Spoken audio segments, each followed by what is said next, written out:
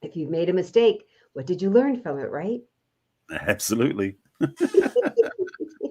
Hi, everybody. This is Let's Talk About Dating with Christine and Barry, going solo media, network radio, and TV podcast #1, internet singles talk network. Hi, Barry. Hi, Christine. You look all festive and Christmassy and wintry. I know. I'm up in the Northwest and it's rainy, and we're going to have some snow for Christmas. So I'm really excited. And my thin California blood, you have no idea how many layers I put on, and I'm still inside. Everybody's like, be sure you bring a lot of stuff because we're going to go see their new house and it's going to be cold. I'm like, oh, I have so many layers I can add. I've started accumulating more. I mean, I've been in LA for a long time, and I think my blood's thinned out since I've been here. And I go early in the morning for my hikes, but the last few days it's been in the 40s going out, and I mean, see frost on the rooftops. So I've been putting layers on and gloves, and I don't wear gloves ever. But now when I'm riding my bike, my fingers get so cold on the handlebars, I have to wear gloves, and I'm like, this is LA. I don't do that. I know. You are now a card carrying California wuss. It would seem that way, yeah. It's been 40 years I've been here, but still, I thought I had that strong I know. English stoic blood, but apparently it's thinned out. I know. What happened to that, huh? We thinned it out. Apparently, Apparently. yes. So Anyway, today we're talking about the dilemma of gift giving for any time during the year, but certainly right now with Christmas, if you're in a new relationship. What in the heck do you do or not do? And what's too little? What's too much? You and I talked about that. We've both been down this road and made some mistakes and maybe had a couple successes. So I think that would be a really great place to start, is like, this is what I did that I learned not to do again. yeah. Shall I begin with the rather bad foot and mouth experience? Oh yeah, I love it. This is going back a long time ago now, but I remember a girlfriend I was going out with. I was having.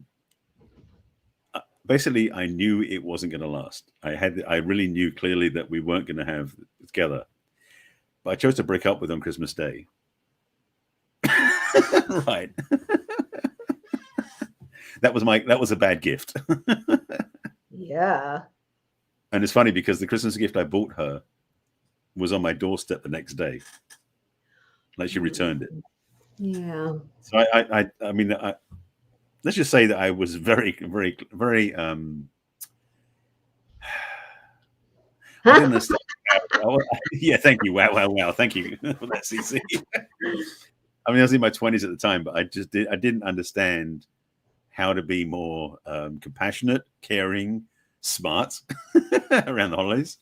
Yeah. So that's one extreme, That's a good extreme. I mean, giving the gift, breaking up, and then getting the gift back the next day. Oh. And not even shoved in my face, but on my doorstep, So yeah. That's one of my war stories. That's a good one. I broke up with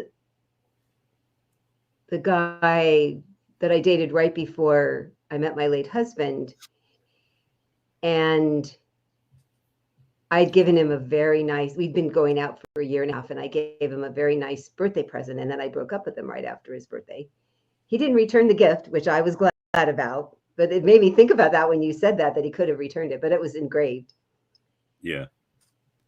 And the truth, I think, also depends on the value of the gift, if you're going to keep it or not. It's like they almost keep it out of vengeance. Like, I'm not giving this back, I'm keeping it because it's like, you're breaking up with me, fine. Yeah. so sort of off the topic, but it's sort of the dilemma of, do you return the engagement ring? I've had those kind of conversations with people before. Mm-hmm. That's another topic for another day. Yeah. But that's one of the really biggies. Yes. But speaking of this one, one of the biggest challenges, it's funny because I've been listening to a lot of podcasts and talks I've been seeing recently on Instagram and other places too, how this is peak dating season, from Christmas to Valentine's Day. So everyone's busy meeting people. And I'm thinking the rest of the year doesn't work. I don't know. Anyway, but so the thing is, there's definitely some weight and pressure around this time of year, because especially if you meet somebody, say in December, and Christmas is coming up, and you've been going on for 3 weeks, gift giving. I'm of the mind that the holidays are interesting because like Valentine's Day is a Hallmark holiday. Let's be clear, in my book. It isn't a traditional holiday. I mean, the origins of Valentine's Day goes back to all the story. We'll get to that when we get to Valentine's Day. But the thing is, the requirement to wow again, the commitment to buy something for Valentine's Day is really, I think, Hallmark generated, not tradition generated. So that's one piece. Christmas is in a way similar to that, because for me, the idea of giving gifts, when it's family members, loved ones, people you grew up with, that's one thing. But new love, new relationship, personally, is something that takes time to mature, and to where gift giving, for me, it's like the weight of gift giving has to match the maturity of the relationship. If that makes sense. Mm. When it comes to newly dating and around Christmas time, first of all, I think it's good to be honest and tell each other what you're feeling. And secondly, I'm not sure gift giving have any merit, so to speak, or any value beyond a card, or maybe something, a token, something nice, but not like an investment. Because I've had it before, early in a relationship that happened, and like, this doesn't match. The balance of the weight of this investment to the weight of the relationship doesn't balance. Because you haven't invested in the relationship yet. They have to both feel like the same amount of investment, right? Yeah. Exactly. Yeah. That's a good point. That's a good word. I like that word a lot. Yeah. So I met my late husband in October. So then my birthday is December 13th, and then Christmas comes looming right after that. Like, so you're right there. And it came up that his birthday wasn't until May. It's funny, his birthday is actually the same day as my brother's, who I'm staying with right now. And he told me, I'm letting you know ahead of time, everybody complains that I'm really hard to buy for because I buy whatever I want when I want it. So even if you know I want it, no, I'm going to buy it, even if it's a week before Christmas. So I said, all right, I'm rising to the challenge. So what I got him for Christmas was, I went back to all the emails that we had exchanged, and I printed them out, and I made his one color and mine another color, because he was a big emailer and he sent me lots of e-cards. I mean, I got stuff from him all the time. And I put it in an album. And when I gave it to him, because nobody else could have ever given that to him, right, he read every single page. He sat there and read every page. And it was a lot, like this big. And then he's so funny. He goes, so I notice there's a lot more from me than there were from you. He said, and I noticed that too, because I'm a talker and you're a writer. And he went, oh yeah, that makes sense. So he was very impressed that I came up with something that he couldn't have given himself. He wouldn't have thought of it, and nobody else could have given it to him. Right. But it was hard because it had only been 2 months. What do you get somebody in just 2 months? Right. So that was my way of memorializing, recognizing this had a possible future, that I was now going to say, this is how it all began. And I still have that album of all those emails. So my job was to think of something thoughtful that was something that was just us, and it wasn't something anybody else could give them. But I know that that can be a challenge for sure. But that's something to think about when it's something brand new. You know, a gift card to your very first date place, some sort of memorabilia, like if you went to the movies, you know, you can memorialize the tickets or a review Right. of the movie, so that it's not really a thing like a coffee pot or something. It's Right. something that memorializes your time together, no matter how long it's going to last. That's one of the suggestions I've given my clients. And the thing about that, a couple of things on that. One of which is, it doesn't have to be a lot of money invested, which is a good thing, because that's the other thing about when you're newly dating, how much do you spend? So when it's not about the money, it's about the gesture.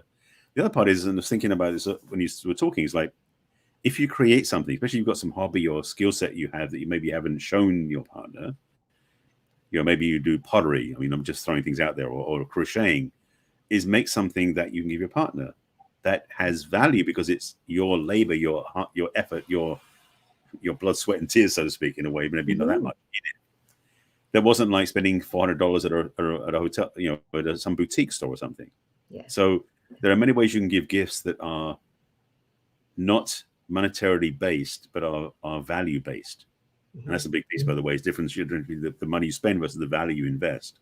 Mm-hmm. Because the thing about that is what you did with those emails is there was value because the experiences was in there. The experience that you had in there was such a valuable gift.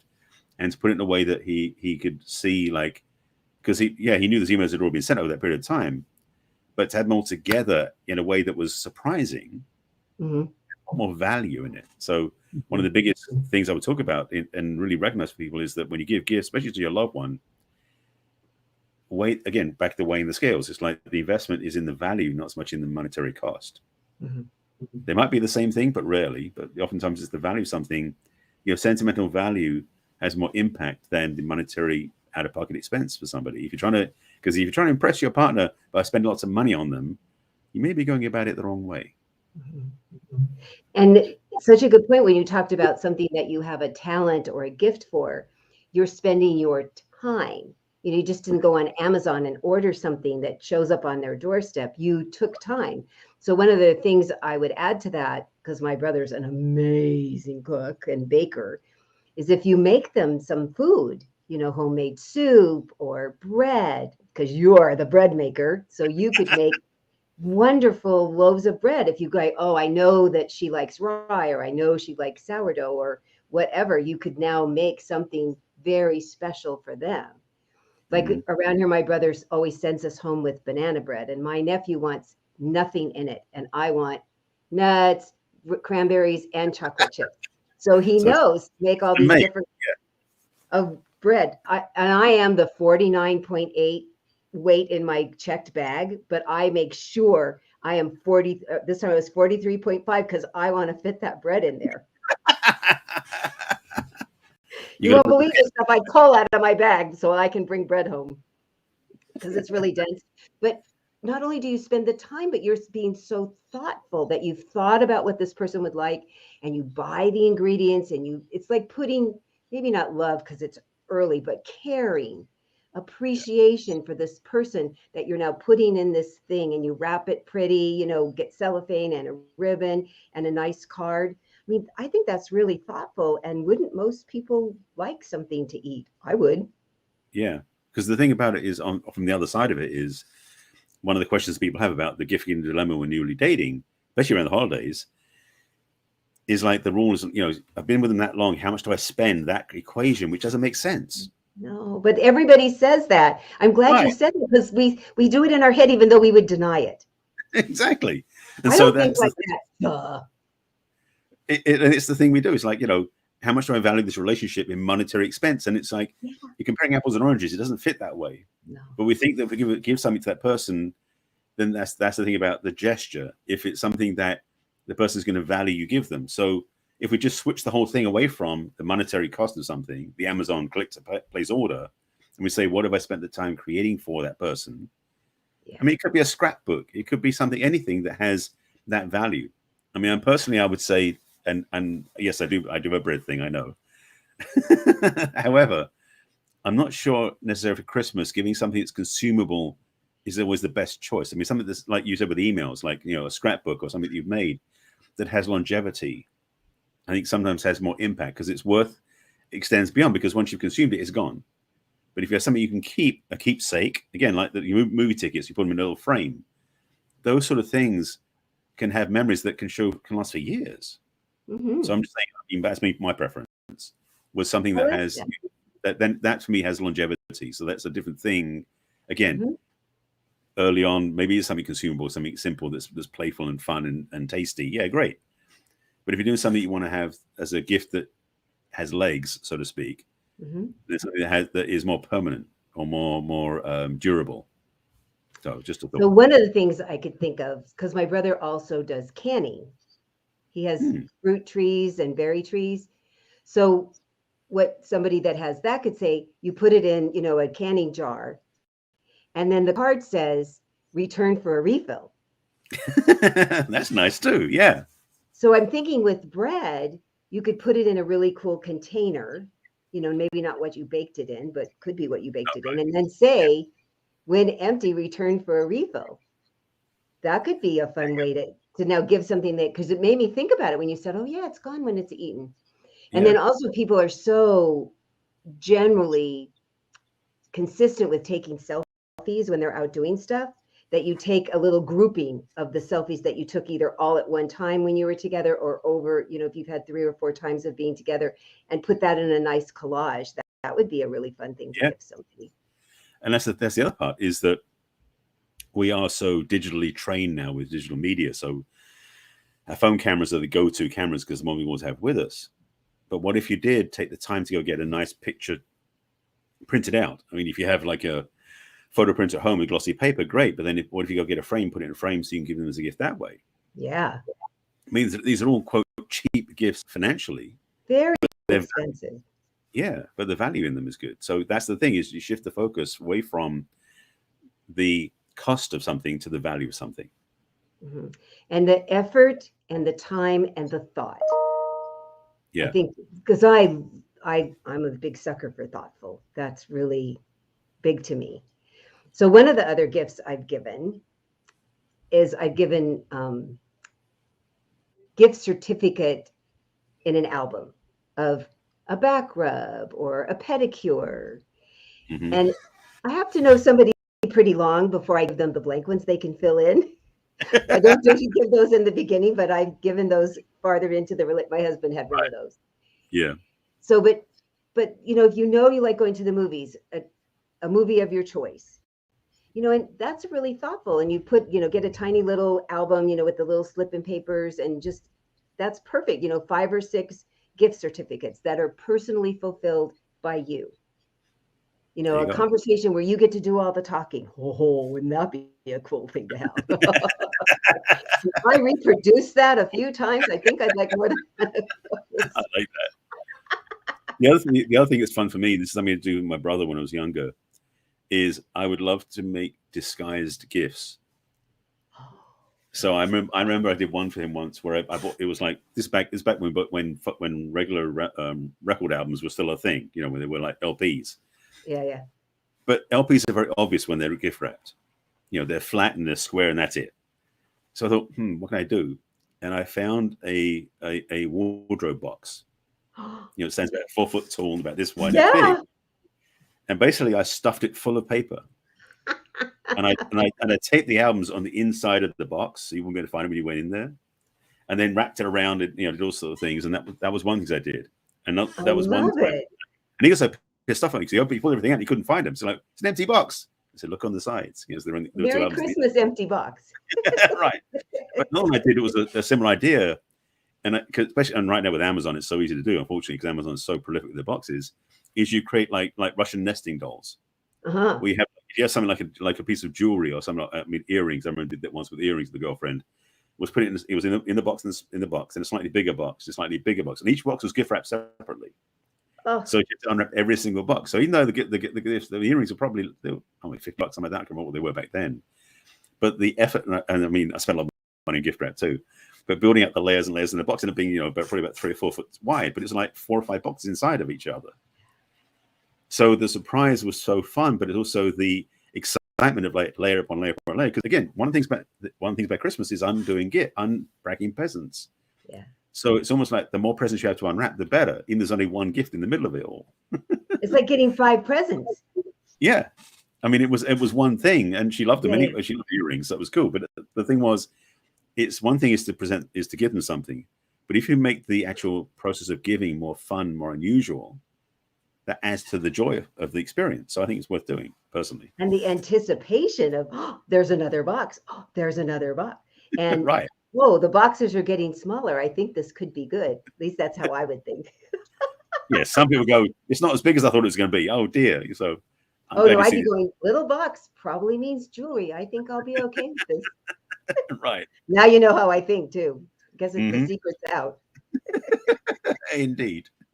The other thing, if you've gone out a month or so, there's a high probability you've met a friend or two of theirs. Right. So I've enlisted them. So what do you think? I mean, don't give me your idea because you're getting whatever, but tell me other things that maybe I don't know yet that I could capitalize on, take advantage of. Oh, they like that. I didn't know that. They like drawing or they're writing a novel or, something I haven't found out yet. I love having a wing person in gift time. And I think Oh, guys really appreciate asking a sister or a mom, yeah, or a best friend, because oh they yeah, know. that's definitely a smart idea. I mean, God, the amount of effort that reduces by not having to worry about, like, I don't know what they want. I have no idea. And it's like, here's a little tip, It's such a Yes, cool thing. because they've probably told their friend, or their friend just has had that observant, nuanced thing that the girl has said, but you aren't going to get it because it's just too subtle. But also, it could be the thing where they told their friend like 6-8 months ago, and you've only been going out with them for 2 months. Yes. And then So, they're going to like, how did you know that? You win lots of points for that. Wow. Absolutely. So yeah, that's the thing. And I mean, let's I mean, I don't know what to think about. We should talk about the incremental stages in a way. It's like if you've been out going with somebody for 2 weeks, maybe just get them a card. The card. With But what it's you like, like about them. Say what you like about them right in the card. there you go. At least Don't because just get I the like card, it. say, So yeah. selfishly, I'm going to say, don't just get cards that have pretty words, which are nice. I like it when you write something. Looking forward to more. This is what I've enjoyed so far. I mean, make a little effort there. Women really like that. And guys like it too. My husband liked it when I wrote in his card. Well, that's the thing with cards. Then they don't have any, I can say this. They don't have necessarily any big value financially, but their impacts and the durability of those messages can last for ages. Mm-hmm. So I still have a box of every card my husband gave me. mm-hmm. Yeah. Because they meant so much to me that he did that. He made a point after I told him I like have them written, and he would go for a while and pick out just the right thing that had a sentiment, and then he would always write in it. Yeah, that's the so thing. Yeah, just 2 weeks, a card is lovely. Or let's say they're a reader, tuck in a bookmark. You go to any bookstore or a lovely Amazon, and they have like pretty paper kind, they have kind that clip, they have kind that are metal, they have cloth kinds. There's lots of kinds of bookmarks. Or if they cook, a cool recipe, of something that is your favorite recipe, or they make bread, and here's a really interesting bread recipe I went looking for on the goddess Google. I mean, that's a nice way to tuck like a little present in that's not really, didn't cost you any money at all. And it still feels very appropriate for if you've just known each other for a couple of weeks. Yeah. So I guess the lesson we're teaching people is it's value versus expense.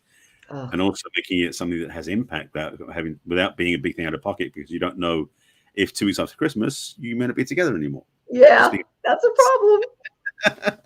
And they might not be returning the gift on your doorstep.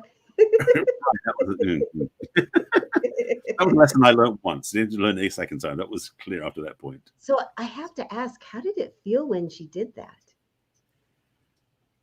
Well, I mean, I'd done the breaking up, but I paid the price.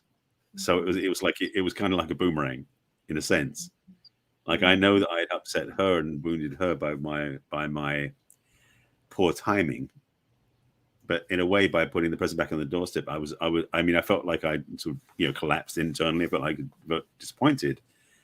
But then I can only blame myself. I couldn't blame her for that. Like, I caused it. So it was kind of like I had to do my own internal healing on that one. Yep. Slightly. Well, on that healing note, it's time for a commercial break. And so Yes. we'll be back in a few minutes, still talking about the gift-giving dilemma when you're newly dating. Indeed. We'll be right back. See you soon.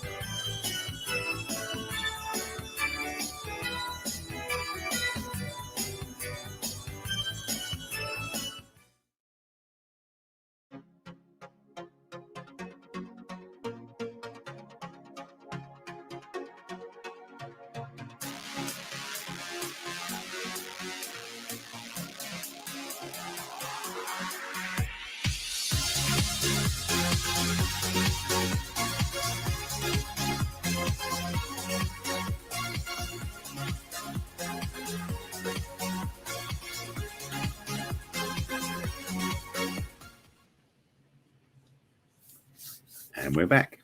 We're back, Christine and Barry, talking about the dilemma of gift giving when you're newly dating. Indeed. Yes. So Barry had just shared about a very healing experience that he had in his gift giving endeavor. Well, it wasn't a healing experience. It was an experience I had to heal from. To be transparent about that. Yes. Yeah. It's come up a lot. And maybe it's an end of year thing of reflecting back on what oops were there. And we'll probably talk about this next week about with our New Year's resolutions. Mm-hmm. What you've learned from. Because if you've learned from it, then you're like, okay, it's okay that it happened. Maybe not glad that it happened, grateful that it happened, that you've now learned how to do it better next time. So that's when you think about, well, what have you done in the past or not done? Because some people do nothing because it just feels too overwhelming. And so now you have a way of doing something that won't feel too much. Because I think that's our concern. We don't want them to think we care more than we do if we don't. We don't want them to think that we care less than we do if we do care more. So that's why I think a lot of what we've come up with today so far, excuse me, I drank some Dr. Pepper. Oh, oops, excuse me. Well, I can be ladylike even when I burp. Yes, that you stumble over yourself, you overthink. We do because we care, which is nice, about what the other person thinks and feels. And sometimes we do worse because we got so caught up in all of our concern and frustration and overthinking. Don't you find that for guys as well as women? We can seriously overthink things. Because women think that they have what is it? What's the word I'm trying to think of? We're the only ones that do it. What, intuition? Monopoly. We have a monopoly on overthinking. Yeah. Guys overthink a lot, huh? We're always planning and planning and planning and never actually getting to the results in some sometimes, not always, but sometimes. Yeah. Something that came up as well was thinking about two parts. One of which is that monetary value becomes a justification for some people, because if they're raised with a family that bought gift vouchers for value versus presents, or gave people cash to say go buy something for Christmas, you may have been raised with a less than romantic energy around Christmas. You might be more callous about it. And if that's the case, then what we're telling you here is going to maybe be a whole paradigm shift for you in any relationship that you're in. The second part also is, and this is one of those things we talk about. We've done this talk before about the 5 love languages. One of those qualities is gift giving or receiving gifts. And so there's all context about that we talked about. Some of them talk about here actually belongs in that category too, because some people worry about being with somebody whose love language is gifts because they feel like they're going to keep giving them stuff all the time. But this stuff applies there too, which is about being able to give things of value versus spending the money and having a monetary value. And this point I want to make clear about this is that I think for me, and I'm speaking from my own experience too, is that I remember getting different things from my family as a kid, from my parents as a kid. But most of them were things that I really was looking for the experience of. I mean, yes, they were things that cost money. They were, products. They were things they bought. But the value I got from them was far more than just the monetary value. So even though sometimes the gift you give somebody has an expense to it, what is the value they're going to get from it? And in this context of relationship, because especially as newly dating, you might know that they're the one and it's going to be lifelong love and it's going to be amazing. Great. But if it's not, you don't know that for sure yet, because the one can show up during the time you're in the relationship, doesn't be right at the beginning. You want to make sure that you're contributing in that gift giving so the relationship doesn't get altered by it, or at least it gets improved slightly. You don't want to give them gifts so much it surprises them so much it scares them away. You don't want to give them a gift so callous that they don't value me. It's like finding that happy medium. So what we're talking about, I think, is really that impact that they go, wow, that's really cool. Or I like how they feel about me. They can add to the quality of the relationship, but it also doesn't make them suddenly go, okay, let's get married. Yes. Yes. Or think that that's what you're thinking. Right. Because that's the thing with gift giving, is what meaning we add to it. And also what meaning we assume about it. So giving what you said, like that gift you gave your late husband about the emails. That has no indication of something that you're planning because of that. It has merit in itself, and it has value in itself, and it's got a joyful, like, oh, that's cool. Mm-hmm. And so that idea behind it is when you're giving a gift, especially when you're newly dating, is how do you give something that has value to that person receiving it? Mm-hmm. It doesn't telegraph things that you don't realize that they're going to get from it. Yeah. That's the other part of this is the what happens next, the projection of the future, or the plan of the future, what that gift may indicate. Because you can make some dangerous moves that way. Yeah. Oh my goodness. Yes. That whole assuming thing, that can be such a problem. So one of the things I've done is especially when it's this time of year, is to say, what was your favorite gift as a kid? What did you get as a kid that you really liked? Not like I would give them a puppy or a bicycle, but I wanted to hear the feelings behind it. Why was that special? Why did they want that? What was their memory from that? Because if you just do a little digging and then some creative thinking, you can come up with, something that fits along that same line. If they're into dogs, you get them a dog thing. Or if they're into bicycle riding, you get them a bicycle riding thing. Even if it's still, we go back to a card, you make sure that the card has a picture of a dog on it, or the card has a picture of a bicycle. They would notice that. I have a very long time guy friend. We've been friends for 45 years.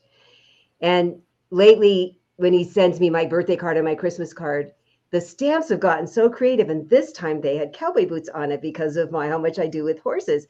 And I noticed, I pay attention that he goes to the post office on purpose to find stamps that fit me. And I think that's really thoughtful. Yeah. And so you could even do that. Just go to the post office. I always tease them, I want pretty stamps, and they tell me they don't have ugly stamps, but some of them are prettier than others. And I've done that. I've thought about this. Like, my nephew loves lighthouses, and right now the post office has stamps that have lighthouses on them. So he got a lighthouse on his Christmas card. And it's that kind of little thing that if you take the time and I have nothing against Amazon, and they're not going to lose any money for me saying Amazon isn't the only way to give a present, that you do this a little bit more thoughtful kind of gift to somebody. Because the long-reaching feelings for both of you are huge. Don't you find that when somebody's done something thoughtful for you? Absolutely. Well, there's a couple of things on that one about the thought. The frame, the thought that, they say the thought that it's the thought that counts. Well, yes, it is when the thought is what you said, like, the right stamps on the envelope, or the right thing in the envelope, or the right gesture of creative things we talked about earlier. It's a thought about what you did, that you came up and you thought about what do they want for their Christmas. This isn't like, I'll just go on Amazon and buy something. The other part I was going to say, which is funny, I just thought about this as well, is that Etsy, Amazon may not be the only choice, the choice, but something like Etsy or one of the other sites where they have all these really creative, personalized things that people create. Yeah. May not be cheap. I mean, you can spend a lot of money there too, because people put a lot of markup on their products. But you find custom things there where it's a mug or some clothing or a set of towels that have been customized, things that are very unique that might fit that person better too. So there are resources out there, whether it's a brick and mortar store or even an online website that has things that aren't just generic, like a kitchen appliance or a bathroom tool. It's something that has got something about it that makes it very personalized and unique. Because I think for Christmas, what people generally would, value is the uniqueness of the gift, the personalization of the gift. Because there's things I'd love for Christmas, like like I'd love to get some kitchen appliances because there's a few things I want to get still, but I'll get those anyway at some point during the year. Yeah, and to receive from somebody's nice, and yes, I'll remember that person for the thing I have now I'm using, or every time I use it, like, that's cool. However, there can be something a lot more personalized and unique that I'll get from the person that has no, I would say, tool-like use. But it's not about getting it something to do, something I can do something with, but it's about something I just value and enjoy and have as part of my life. Just even if it's something that just sits on the bedside table or, wherever it is, that value is transcendent of what it is. Yeah. So it is that delivery. It's like Christmas is a delivery time for presents and gifts, yes. But what are the memories you want to create from it? And even newly dating, you want to have a good memory, because ideally, if you're needing to dating somebody, you want it to go beyond the Christmas time. So don't be necessarily over extravagant, but definitely do something where the person is thanking you beyond the Christmas holiday. Yes. And I like that you touched on the experience part. So if you gave them a card and said, redeem this card I'm giving you for a picnic. Right. Or dinner in front of the fireplace, depending on how long you've been dating. That it's a card, but then it's something to anticipate and look forward to that you get to do together. It's always the together. My sister-in-law and brother play this card game called Quiddler. It's for people who love words. Like if you play Words for Friends or Scrabble or any of that, you would love Quiddler. And she made up a really interesting, because they don't really have a score sheet that's part of Quiddler, but she made up one for them. And it was part of my brother's stocking presents last year, because it was such a custom thing that they always play Quiddler after dinner. And so now he has these custom sheets to keep score on. And so that was really something that took her some time and energy and effort. And you couldn't even buy it. Amazon doesn't even have them. Hard to believe. Amazon doesn't have them. But he was so touched by how thought they were. And then she also, she gave him Tai Chi lessons that they took together. So that's a really thoughtful thing that you're going to do together, because she wanted to make sure they spent lots of time together, which they do anyway. They work together, but this was her guarantee that they would now go take these lessons together. Mm-hmm. So to think about, what kinds of stuff do you like? What kinds of stuff do they like? Do you like some of the same things? And then write out some sort of a future experience you could have together doing that, so that you've already got it in front of both of you. So this is the thing. Then we said that idea about putting in the gift in the greeting card or the Christmas holiday card, redeemable for whatever that is. Mm-hmm. I mean, that opens up a plethora, an array of possibilities. And so this, again, back to the question about the dilemma about when you're dating.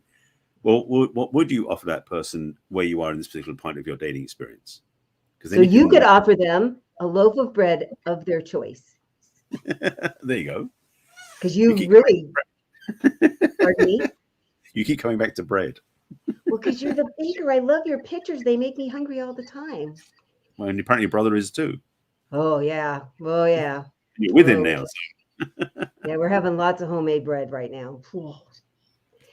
So I love that we can stay monetarily small. I want people to keep hearing that. You say it, I'm going to say it. It's thoughtful. It's customized to them. It's customized to you.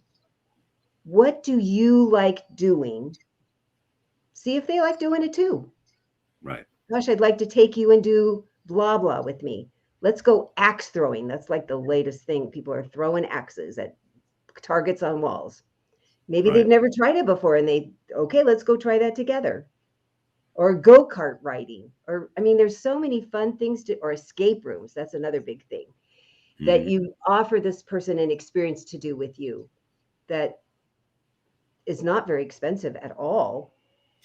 And at least they know you want to do more stuff with them. I think it's the gift that keeps on giving, right? Isn't that important? That's the idea, yeah.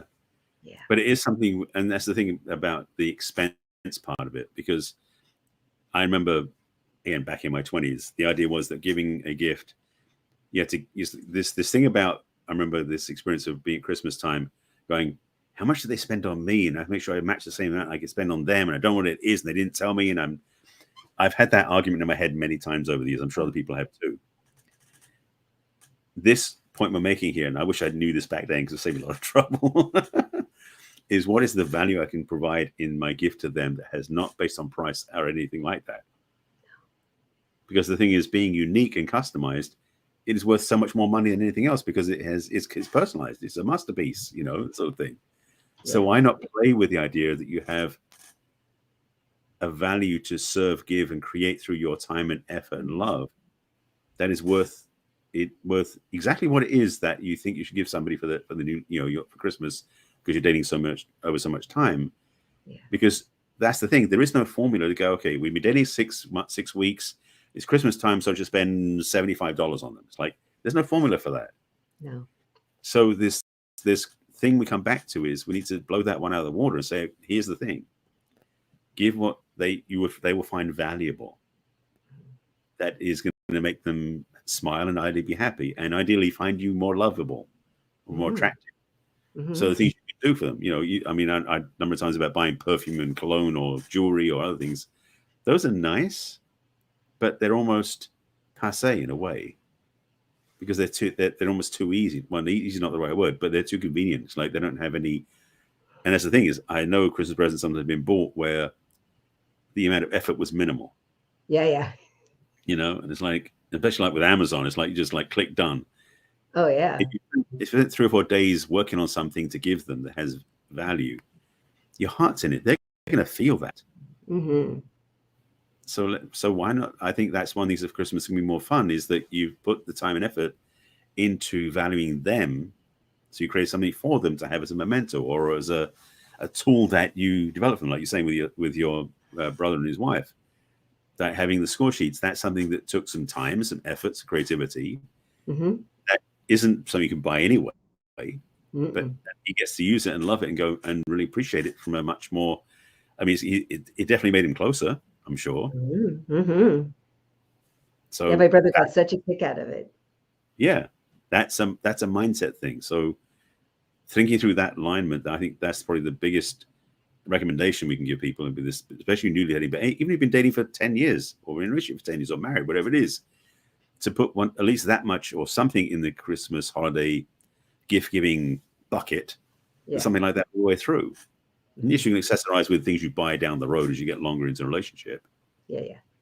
But keep giving, and the thing I would say is keep giving custom personalized things that you give them each year, because that's maybe more valuable each year than any amount of money you spend on other gifts you put in the under the tree with that.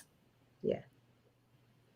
And you brought up the 5 love languages, and I was really thinking about if you give somebody a card and you've written in it and you put some future promised experience, you can really cover all 5. Really, don't you think? I mean, really, the only thing you wouldn't be guaranteed is physical touch. But if you know they're a physical touch person, then you put in a shoulder rub or a head massage. I mean, if you don't know each other well, you're not going to say a full massage, because then they go, oh boy, get naked. But a shoulder massage or a head massage is wonderful, or even a foot massage. So that way you can really touch on the love languages that's important to them pretty easily if you do it in this very specific, thought out way. You're pretty guaranteed, don't you think? Well, this is the thing is that here's a little tip for those people who are looking at Christmas, and this obviously would be better if you did this a few weeks prior to this point, because Christmas since it's in 2 days. Right. Is to discover what your partner's love language is.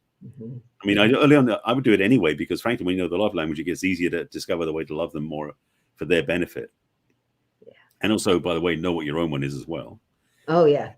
But for Christmas, back to the card thing, if you are giving them a card with something in it that you give them that's a future offering of yours to them, and you know the love language, it's so much easier, because it's like quality time. It's like, to spend 2 hours together with no distractions, that you get to talk about anything you want and I'll be listening to you, something like that. For someone's love language is quality time. Bing, ding, ding. You win, win a chicken dinner. So it's like, you can create gifts that have that value. So acts of service. Who knows what return you'll get on that, right? Exactly. Physical touch. I mean, all these different pieces. And of course, if their love language is gifts, giving them the card is enough on its own. But if you give them something on top of that, it's a double gift.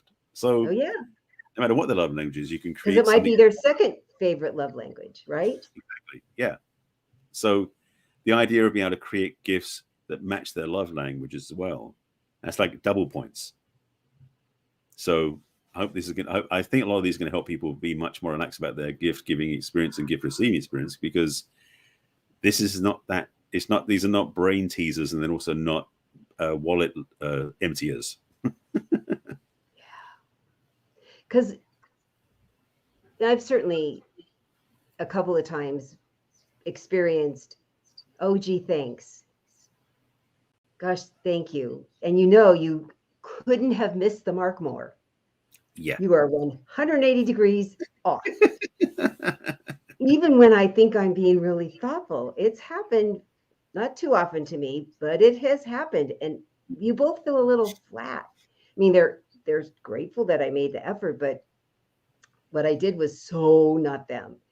So Yeah. that's the thing that would be so helpful if you say, let's take this, even though you've done it, take the quiz together of the 5 lemon. It takes 10 minutes and Right. you will give you so much of a nice foundation of what maybe would be pleasing for them to receive as a thought-filled gift. Yeah. And by the way, if you go and look at our archives of our show, you'll see one of the talks, at least one of the talks about the love languages, if not two. Yeah. So the teachings out there about that. There was something else in there as well, is the other part, and this is something not so easy to do when you're early dating, but it'd be kind of curious to know what your partner's experience of Christmas has been. Because they raised a family where they was getting gifts bought for them that were just like money based. They had no real heart to them. They may have some stuff to break through to get to the place where your gift is going to land for them. Yeah, that's true. So, like you were saying about, like that thing about it's fine, that's a response. It may not be about your gift, it may be about their history. So don't take things quite so personally. You may want to ask them before you get to this point again. Again, this show is a bit late in the day for some people, I know. And not taking it personally, what a concept, right? How many times do we talk about that? Right. But to actually, discover for what their gift experience has been in the past, receiving and giving, just to know what you're walking into, because that can be very telling. Yeah. And what kind of traditions have they had, and what sorts of things did they do and not do? Is there something they wish had been part of their tradition that they never had? I mean, that would be a really great thing to know. There you if go. You could do that thing. Or did they always get socks? Or they like I love patterned socks. I am not a costume kind of person, but I have 3 drawers of patterned socks because I love patterned socks. It's my rebel side. Do you like patterned socks too? I like patterned socks because I got plain boring ones and I hate them. They're boring. By playing off them, I don't need any more. But of course, they're really fun. They'd be kind of cool. I love patterned socks. I have lots of Christmas socks too. I have Christmas socks and Halloween socks, and yeah. So maybe they got socks for Christmas and they like it, or they got socks for Christmas and they hated it. So it'd be good to know. Exactly. So I like the idea of asking them what their past experience is, because it also just helps you get to know them too. Exactly. Which is the whole point of early dating. Yes. So we give people lots of homework to do before this point.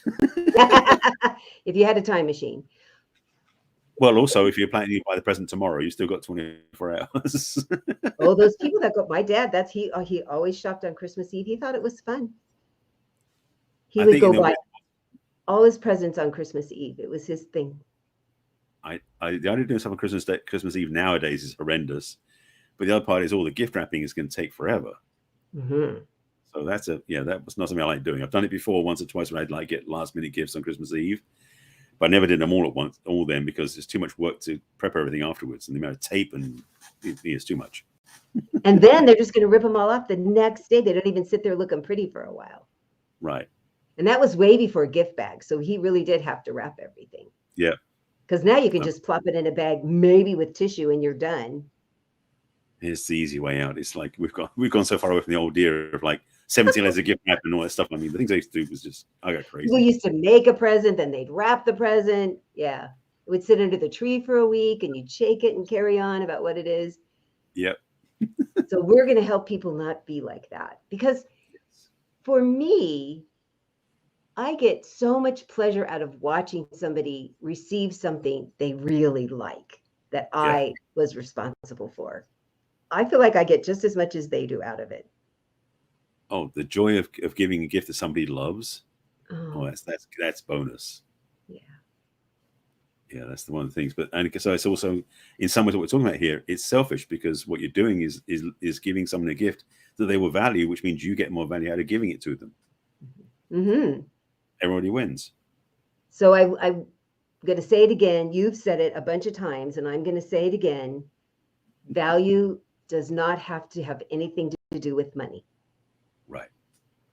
The value that you feel, the value that they feel, how they feel valued by the thoughtfulness of your gift, doesn't have to cost a lot of money. In fact, most of the time it doesn't. Right. And it's not that I'm not saying I don't like a nice piece of jewelry, and I certainly got lots of jewelry during my short marriage. And I still liked all the thoughtful things too. That was just made my heart happy. I mean, equally happy, differently happy. The thoughtful things and because the jewelry was very thoughtful. He had a jeweler and he would have things made. So that was very thoughtful. And I liked that we felt like we could do both. We could give something that we put together and something that we bought. Yeah. That for me is the big thing, because it's the choice point. And again, taking Christmas back from the merchandisers to the creativity people to make that the value. Because again, as I said 17 times through this show so far, value over price. So understand that what you're giving has value in it that they will implicitly enjoy, and they'll receive from you because you put the effort into making it happen, is so much more impactful and valuable and received than the amount of money you spend on some gift. Even though those gifts are nice. I wouldn't mind a nice electric car right now. Well, hey, who was it the other day? They had a Porsche that's electric. The Taycan. Yes, I've seen them. Of course you have. You stay up on cars. Well, I saw one for the first time. Yeah, my boat parade party client had one. I was like, well, that is really cool. And you can't hear it just like all the rest of the electric car. But you know what it has? It has a button that goes vroom, vroom. Well, it does, and also you can adjust the amount of noise it makes people hear you coming. There's going to be they haven't been done yet. There's going to be some federal laws coming through about minimum noise that electric cars make. It's for safety, so they make enough noise. But there are so many. I mean, I think Volkswagen had it. Just totally getting off topic, but Volkswagen recruited Hans Zimmer to create the soundtrack for their cars. That's how crazy. I love that. Well, Scott showed me how his Porsche will make noise. You just push a button and it now generates this noise ongoing until you push the button to turn the noise off again. Yep. It sounds very Porsche. Yeah, you can tell it's Porsche. That's the thing, because a lot of them are getting spaceship sounds, which is getting crazy. So I need to have Star Wars. That'd be a whole different conversation. Yeah. So being thoughtful, being caring, being proactive. So your birthdays are going to come up throughout the year. Maybe you do something for New Year's that's a sharing gift exchange thing. Valentine's so you Day. Have a little bit of time to do something, even if you don't do it for Christmas. One of our ideas. If you've already done something else and you're like, oh crap, I'm not sure that's going to work. Now you can make up for it for New Year's, right? Well, the good thing is this topic is relevant anytime there's a gift requirement. So Valentine's Day, birthdays, any time of the year, this is an important thing to recognize, because gifts of value are enjoyed, received any time of the year, frankly, not just Christmas. You could have a 2-month anniversary, a 3-month anniversary. That's a really thoughtful thing to even remember how long ago you met. That's cool too. Yeah, actually, a friend of mine, her and her husband, they celebrate their anniversary every month. So they're like on their 108th monthly anniversary or something like that. I've never heard that before. I love that. Yeah, on Facebook, it cracks me up. It's like it's our 98th monthly anniversary, month-iversary, she calls it. I love. Well, isn't that a good idea to keep celebrating your relationship every month? Savoring too. Yeah, absolutely. I love that. Oh, I am so going to keep that in my brain for me and to suggest. Thank you for sharing that, Barry. I'm so excited about that. That's my she's every so often she's such a happy soul, and it's funny, husband's very quiet, but he's always smiling in the background. So they have a relationship, and I love that framing. It's such a wonderful way of putting it. Yeah, they're generally happy people. They're generally happy in their relationship, and they celebrate it and recommit every month. Yeah. Rather than every year. Because I told you I had those clients that they wake up on the morning of their anniversary after 40 years and go, do you still want to do this one more year? Yeah. Do you want to do it for one more year? Yeah. I just cracked me up. But every month, I love that idea. I am certainly going to keep that. Keeps it fresh, keeps it new. And it keeps you rethinking about it. And then it gives them a chance to rethink about it. Right. Yeah. So Because what I found too, often one person's better at it. It's not necessarily the woman or the man, it's one of them. You know, I don't think it's just a woman thing, because I've had lots of very thoughtful men in my life. And often one person's a little better at it than the other, a little more creative, a little more thoughtful, a little more observant, which doesn't make the other person wrong. It's just nice that there's somebody doing it, because then the other person goes, oh, I can do that too. And not give them a hard time for not doing it. Let them just come along and catch up, because they have their other strengths. yeah, so it's not having that. It says the way it's simple. It's not putting pressure on or trying to do comparisons with each other. That's a failing right there. Oh, and not putting them down ever for being different than you. That's what's really important. You need to be different. Yeah. Yeah. So that covers it. I think we basically, you take care of each other, and you value the gifts you give each other, you value the gifts you receive, and you enjoy all of the whole journey. Yeah. The way to healthy relationships. If you have more questions about gifts, or you have things that you want to talk to us about gift giving and what's happened in the past and how you'd like to do something better in the future, we have even more ideas we'd be happy to share with you. Yes, and the indeed. way that you get a hold of us is you can go on my website, which is www.theperfectcatch.com, and click on what's holding you back from love. And we can have a personal, private conversation to just puzzle out how your Christmases have been and would you like it to be better next year. And if you want to send me a personal email, you can send it to Christine@theperfectcatch.com. You can also reach me and see my videos and my blog posts on Facebook and LinkedIn and Twitter and Instagram and Pinterest and YouTube. Oh, Barry, you're teaching me well. And Barry, tell people how they can reach you too. Well, similar to Christine, I also have a website. Mine is called barryselby.com. You can go on there and you click on Let's Connect and sign up for a session with me. Same idea. It's a complimentary discovery session. See where you are. If you want to dance together, that sort of thing. You drop me an email. Actually, on my website, by the way, there are other courses and other things I offer. You can check out my website. Just click on the menu navigation, check out other things. You can drop me an email directly to me at barry@barryselby.com. And on social media, you can find me at Barry Selby on Facebook, on LinkedIn, on Twitter, on Clubhouse, on YouTube, and on Instagram. I'm the real Barry Selby, just to be different. And I post a lot of, we'll say provocative, but certainly informative memes on Instagram. So I recommend you check me out on Instagram. So the real Barry Selby there. Otherwise, Barry Selby everywhere else. So I'd say they're provocative and informative, Barry. That's the plan, yes. I've watched a lot of them, and I would give them both of those ratings, high ratings. Thank you so much. You're welcome so much. So I wish Barry a Merry Christmas, and everybody else that's listening a Merry Christmas. And next week, we're going to talk about New Year's resolutions. And why they don't work the way that you think they do. They never work. Ooh. Why do they not work? We're going to talk about all the reasons they don't work, right? Yeah. So I'm going to wish you Merry Christmas, by the way, in return. Yes. Thank you. And next week we'll be on Thursday at 1 o'clock Pacific and 4 o'clock Eastern and all the times in between. Indeed. So I'll look forward to seeing you all next week. After Christmas. Take care of yourselves. Merry Christmas, Barry.